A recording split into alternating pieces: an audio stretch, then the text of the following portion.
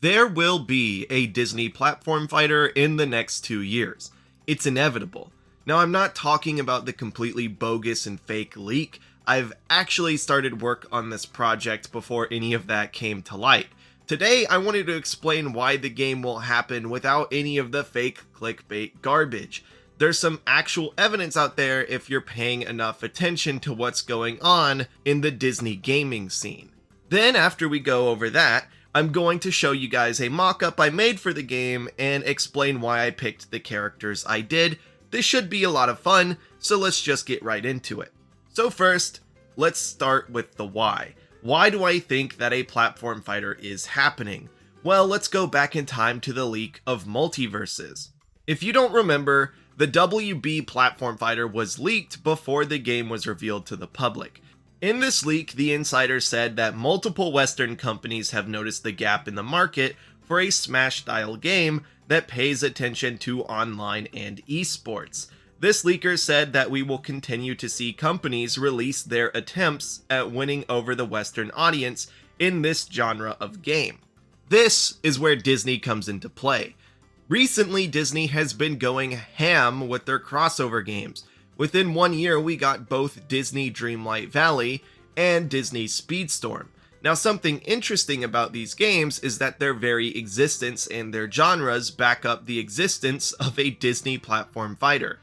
Disney has been very smart by trying to replicate the success of gigantic Nintendo games for their titles. It makes sense. Nintendo is already doing what Disney wants to be doing with video games. They're a family-friendly company that have succeeded with making games adults love to play as well. Let's look at the 3 best-selling Nintendo Switch games. Disney Speedstorm is obviously inspired by Mario Kart 8 Deluxe, and Disney Dreamlight Valley is an attempt at an Animal Crossing style of game. That leaves one last game in the top 3, Super Smash Bros. Ultimate. Do you really think that Smash is going to be spared from Disney attempting to replicate its success with their IPs?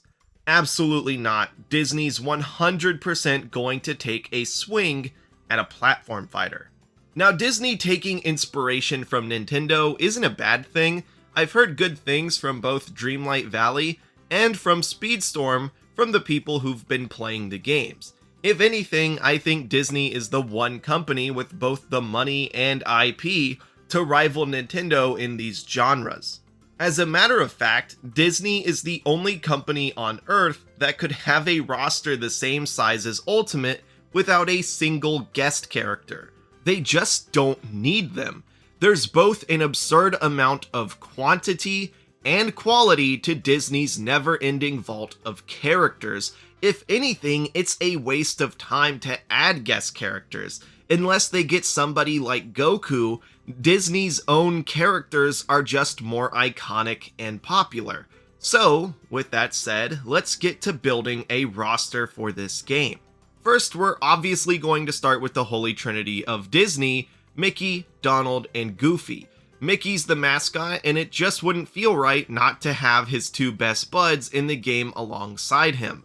For their icons, you might notice that I labeled them as Balanced, Bruiser, and Blaster. Well, Western devs love to classify characters. It's like they're crack cocaine. So for this game, we're going to have 4 classes. Balanced characters are jack-of-all-trades types like Mario, Pit, and Marth. They may or may not have a projectile or 2, but they aren't the fastest, lightest, or heaviest characters. Blaster characters are projectile-heavy characters like Samus, Villager, and Mega Man. Bruisers are your heavier and slower characters like Bowser, Ike, and Ganondorf.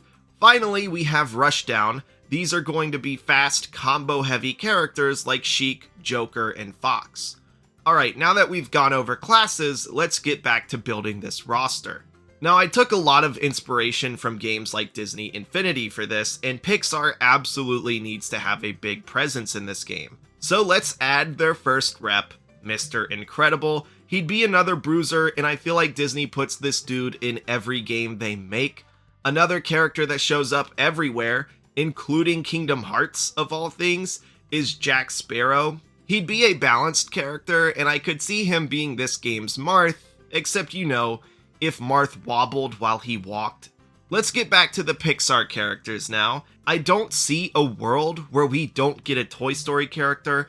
I went with Buzz, and he's going to be our second Blaster character. Next, we have Mike and Sully. Mike and Sully are going to be a duo character because out of everyone on this roster, I like the idea of there being at least one duo character like Ice Climbers or Tom and Jerry, and I think Mike and Sully are the best candidate for it. They'd also be interesting because they'd be a bruiser, they'd be a heavyweight. Sully's a big dude, and I don't think there's ever been a heavyweight duo character before. Correct me if I'm wrong. Now, I also think it'd be hilarious if they could find a way to make Lightning McQueen work in a fighting game. I understand if cars would have to be limited to an item or a stage, but if they can let me wave dash with a car, this game would be undefeated. I went with Bruiser for Lightning McQueen since, you know, he's a car. Now, if you've been inside a Hot Topic at any point in the last 20 years, you would know the absolute chokehold Jack Skellington has young adults in. If you're under 35, you love Jack Skellington. That's just kind of how it works. I went with balanced, and personally, I'd love it if he had a music-based moveset. Now we're at the Disney Princess section of the roster, and I've got to be honest, this part was incredibly difficult to narrow down. I ended up going for Elsa, Moana, and Mulan. Moana represents modern Disney, Mulan represents the 2D animated era, and Elsa represents the Walmart toy aisle. Seriously, Elsa might be one of the most profitable fictional characters of all time.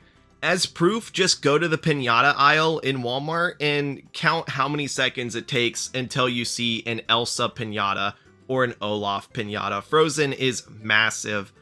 Elsa being a blaster made a lot of sense to me with all of the ice shenanigans she'd have going on, and I went with balanced for Moana. If Mulan isn't a fast rushdown character, I feel like they'd be doing my girl dirty, so I went with that. Now, we aren't completely done with Disney's animated movies yet. You know Stitch has to be in the roster. Stitch and Jack Skellington are very similar characters in the fact that if you're under 35, you have an obsession with either one or both. I went with Blaster with Stitch because, you know, I want to see the dude rocking all four of his guns. Now we're going to talk about Disney animated television, and I only went with 2 reps here. This is an area I can see expanding in huge ways after launch with shows like Kim Possible, Gravity Falls, and oh god, just so many, truly just so many shows. I ended up going with Perry the Platypus and Homer Simpson. I could see Perry either being a balanced or rushdown, but I went with balanced for this roster, and of course I think Homer makes perfect sense as a balanced character as well. Now up until now, I've been able to get by on Disney Infinity renders or official 3D renders to maintain a consistent art style for this project. Homer was the first exception. He was never in Disney Infinity, he's almost always a 2D character, and a lot of the Simpson games are just too old for the models to look good in this roster. I ended up having to use a fan model I found on CG Trader, hosted by someone named Nisig. Now, there aren't any reviews for the model, so I really can't say if this is the guy who made it with full confidence, but I'm pretty sure this is the person who's made the model because when I reverse image searched this Homer Simpson model, the only thing that came up was this CG Trader site and a YouTube video hosted by someone that I'm pretty sure is the same person. So I wanted to credit where I found this model, and I've linked the CG Trader site in the description down below. I had to do the exact same thing for our next character, Neytiri from Avatar. I thought Rushdown fit her pretty well, and some of you might be curious why I picked Neytiri over Jake Sully or Kiri. Well, Neytiri was the only one I could find a matching reference for. That's literally it. This incredible Disney Infinity style model was made by Tuna Yayo on Reddit. I've linked the original Reddit post where this was, well, posted in the description. Back to discussing Neytiri, with the absolute buttload of cash that the 2 Avatar movies brought in, it'd be kind of a foolish move not to feature the franchise in a Disney platform fighter. So one weird thing about a lot of Disney crossovers is the total lack of Marvel or Star Wars. It's weird because they did show up in Disney Infinity, and that's why I'm going to include them in my roster. My guess is that it has to do with the demographics of the games they're making.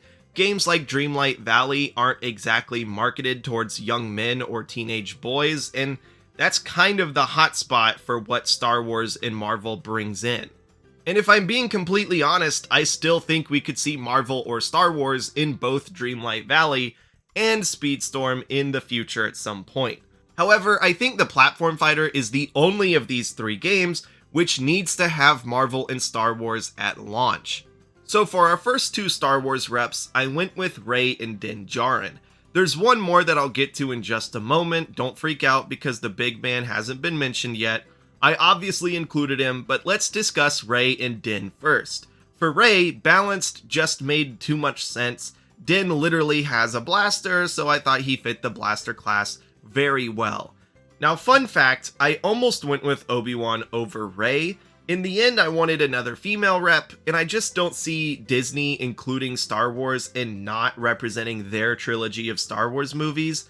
It's the less popular choice, but definitely the more likely choice. Because of Obi-Wan's popularity, he sadly also makes for an incredible post-launch DLC candidate.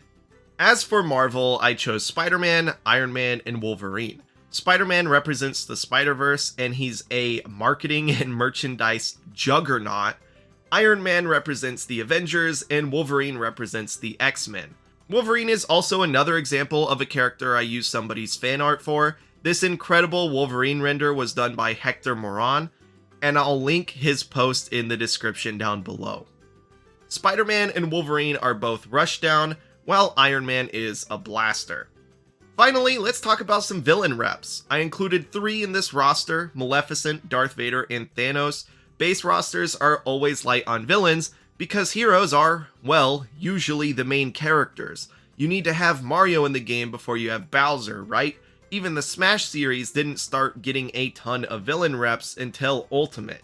Maleficent represents the Disney animated movies, Vader obviously represents Star Wars, and of course Thanos represents Marvel. Thanos is also the final character I used fan art for. Michael Schaefer made this incredible model, and of course I'll link his post in the description down below. I thought Bruiser fit both Vader and Thanos pretty well, but I thought Blaster could be better for Maleficent. And that's it, that's my hypothetical Disney Platform Fighter roster. This game just has so much potential. We're talking about the 4 juggernauts of marketing here, right? Have you ever gone into a piñata aisle and not immediately see Mickey Mouse, Darth Vader, Spider-Man, and Elsa? This is a game where those 4 incredibly popular and profitable characters are going to be smacked on the cover. I cannot fathom the success this game is going to have. Let me know if you guys think this game is as inevitable as I do, and let me know what you think of the roster. I was focused on building a strong foundation to expand from in the future, and honestly, I think I kind of nailed it. You can expand it by adding more characters from the popular franchises already in there, or you can expand it by adding more popular franchises. This is one of the rare times where I didn't have any conflicting thoughts on the final roster, and I think I kind of hit a home run. But again, I'd like to know what characters you guys would go for. And with all of that said, thank you guys for watching, subscribe for more content like this, and I'll smell you guys later.